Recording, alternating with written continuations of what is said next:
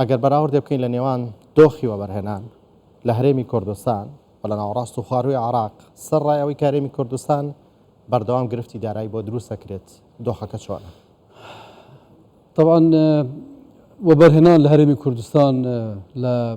هەل لە 2006ەوە طبعا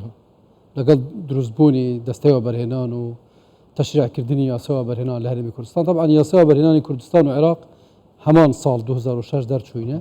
هەیەی ئیستیسماری ئێمە و لە عێراقش بە هەمان شێوە دروست بووینە بەڵام ئەو ڕێککار و ئەو پرۆژە و ئەو پێشکەوتنەی کە لە هەرێمی کوردستان هەبووە چ لە پرۆژە پیشەسازیەکان دەگریان لە کشت و کاڵی یانیش لە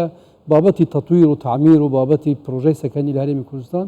یعنی تا حدێکی زۆر بەراورد ناکرێت لەگەڵ ئەوەی کە لە ناوچەکانی تری عێراقەوە کراوە ئەوەی لە کوردستان کراوە طبعا لە پرۆژەکانی وەبەرهێنان پێشکەوتنێکی یەکجار زۆر بووە هەم لە جۆری پرۆژە هەم لە کواڵەتی پرۆژەکان هەم لە شێوازی مامەڵەکردن لەگەڵ وەبەرهێنان بە تایبەتی ئێمە لە کابینەی نوێمی حکوومەتی هەرێمی کوردستان بەراورد لەگەڵ ئەوەی کە لە ماوەکانی ڕابردووش کراوە هێشتا پێشکەوتنی زیاتر لە هەرێمی کوردستان ڕۆی داوە طبعا ئەوەی کە ئەو دەرفەتانەی کە هەبووینە لە عێراق بۆ وەبەرهێنان و بۆ زیاتر بەرەو پێشچوون لە ئێمە زیاتر بووینە لەبەر ئەوەی داهاتی ئەوان ئەو پارەی کە لە بەردەستی ئەوان بووە ئەو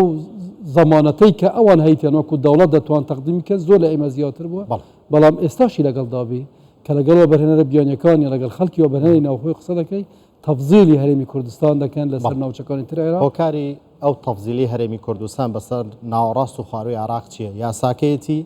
یاخود ئەو دۆخە ئەمنیەیە کە لە هەرێمی کوردستان هەیە دڵنیان لەوەی کە سەرمایان پارێزرا یاسا بەشێکە لە معادلەکە بەڵام بەشە گرنگەکە ئەو استقرارەیە کە لە هەرێمی کوردستان هەیە ئەو مامەڵەیە کە لەگەڵ وەبەرهێنەران لە هەرێمی کوردستان دەکرێتن جیاوازە لەگەڵ هەموو پارێزگاکانی تری عێراق و طبعا خەڵک کە بێوێ وەبەرهێنان لە عێراق بکە تووشی کۆمەڵێک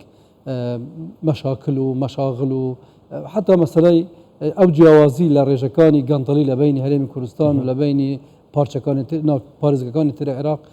یعنی ڕێژەیەکی یەکجار زۆر جیاوازە بۆ نمونە ئێمە لە هەرێمی کوردستان لە 2000 ئەگەر قیاسکەین لە 2003ەوە با بڵێ یان پێشتریش ئێمە هیچ پرۆژەیەکی وەهمیمان نەبووە لە هەرێمی کوردستان کە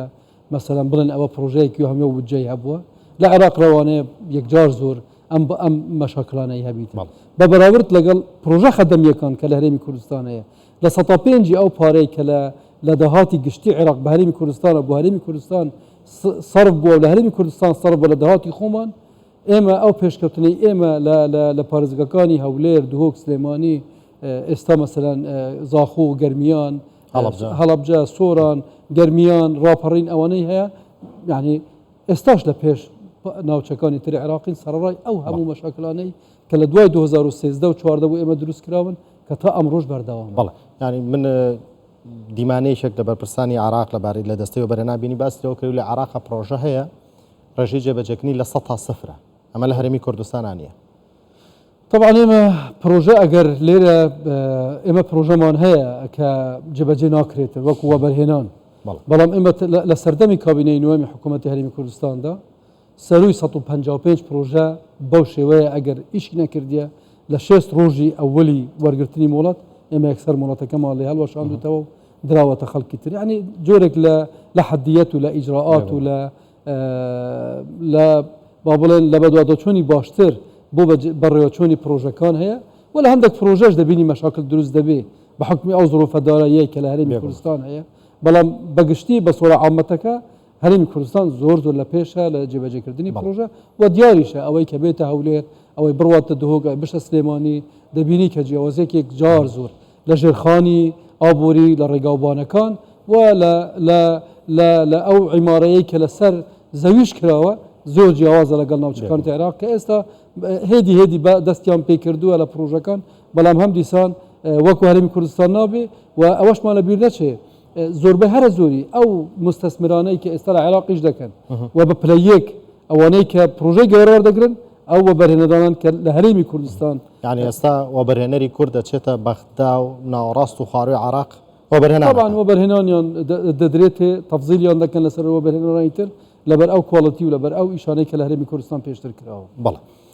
حکوومەتی عێراق تا چەند چاوی لەوەیە و ئەزمموی وەبەرهێنانەی لە هەرێمی کوردستان هەیە بیگوازێتەوە بۆ ناوەڕاست و خواروی عێراق خواستیان هەیە قسەیان لەگەڵ کردوون بەدڵنیایی ئێمە هەم لە ڕووی ئەو پەیوەندیانەی کە لەگەڵ با بڵێن هەیئاتی ئیستیسماری لە عێراق هەیە بە تایبەتی لە هەیئەتی ئیستیسماری وەتەنی لە بەغدە و لەگەڵ پارێزگاکانیش علاقەیەکی بەردەوام و ڕۆژانە هەیە بە حکمی تێکەڵاوی ئیشی ئێمە بە حکمی ئەوەی ئێمە پشتگیری لە کۆمپانیا و لە کارگەکانی خۆمان دەکەین تا بەرهەمەکانیان لە پارێزگاکانی تر عێراق ساغ بکرێتەوە بەردەوام پرسیار و بەردەوام داواکاری هەیە لەسەر ئەوەی کە چۆن مەسەرەن ئەو ڕێگانەی کە هەرێمی کوردستان گرتووی تێبەر ئەوان سود لەو ئەزمونەی وەربگرن بە تایبەتی لە بواری ڕێگاوبانە لە بواری ژێرخانە لە بواری پرۆژەکانی گەشتەسەندنی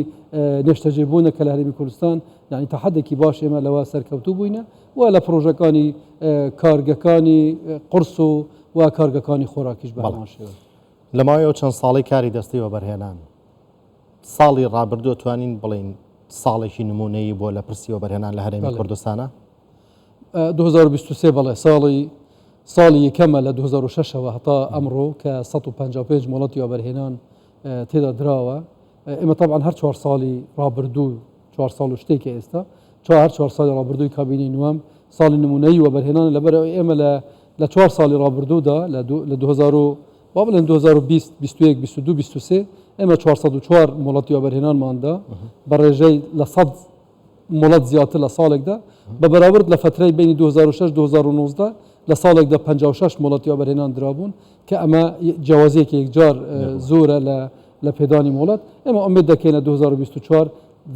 لە 2023 زیاتر بتوانین وڵات بدەین چەندی وڵات زیاتر دەدرێت پرۆژە زیاتر دەدرێت دەرفەتی ئیشکردن بۆ وەبەرهێنەران زیاتر دەبێت دەرفەتی کارکردن بۆ هاوڵاتیان لە هەرێمی کوردستان دروست دەبی کە ئێستا ئێمە لە جێبەجێکردنی بڕیاری ئەنجومەنی وەزیرانین لە جێگیرکردنی دەستیکاری ناوخۆیی بە ڕێژەی 175 بۆ 125 بیانی کە ئێستا زۆر بە دروستی وەزارەتی کاروباری کومەڵاتی ئەنجومەنی وەزیران دەستی وەبەرهێنان وەزارەتی بازرگانی و وەزارەتی کشت و کاڵ کار لەسەر ئەم پرۆسەیە دەکەن بۆ ئەوەی هەر پرۆژەیەک لە هەرێمی کوردستان کە دروست دەکرێتن پێویستە خەڵکی هەرێمی کوردستان بە دەرەجە یەک لە ڕووی وەگەرخستن سوودی وەربگرن و طبعا چەندی ئێمە تەسهیلاتی زیاتریش بکەین بۆ وەبەرهێنەران ئەوەندە زیاتر پرۆژە دروست دەن بۆیە ئێمە لە بیدات ساڵی 2024 بڕیارماندەوە هەر جۆرە تەسهیلاتێک لە 2023 ئێمە کردبیتمان بۆ وەبەرهێنەران لە 2024 ئێمە تقریبا مضاعف تەسهیلاتمان کردووە تاکو بتوانین پرۆژەی زیاتر لەلایەن کەرتی تایبەتەوە لە هەرێمی کوردستان دروست بکەین وەکۆی باس کرد کە وەبەرهێنەری کورد دەچێتە ناوەڕاست و خواروی عێراق بۆ پێی کە نمونەی کارەکانیان لێرە دیارە و پێشکەوتنی لە هەرێمی کوردستان هەیە دیارە دەیانێت لای خۆشیان هەبێت بە پێچەوانەوە وەبەرهێنەری ناوەڕاست و خواروی عێراق خواستیان هەیە بێن لە هەرێمی کوردستان کار بکەن بەدڵنیایی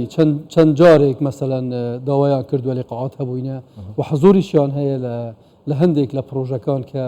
بەشدارن لە هەرێمی کوردستان لە ئیشکردن و طبعا لە ڕێگەی شەراکەت و شەریکاتی لەگەڵ وەبەرهێنەرانی ئێمە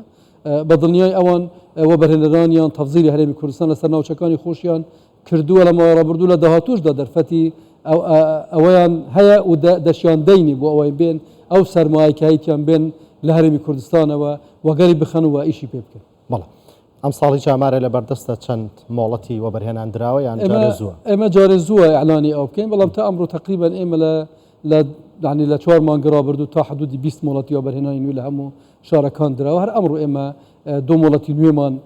پێشکەش کردووە کە دوو کارگە بووینە ئەمڕۆ مۆڵەتیان وەرگرتووە بەڵام ئەم پرۆسەیە جارێ زووە ئێمە تەقریبا تا 6 مانگی یەکەم تەواو دەبی لەبەر ئەوەی ئێمە ئەم ساڵ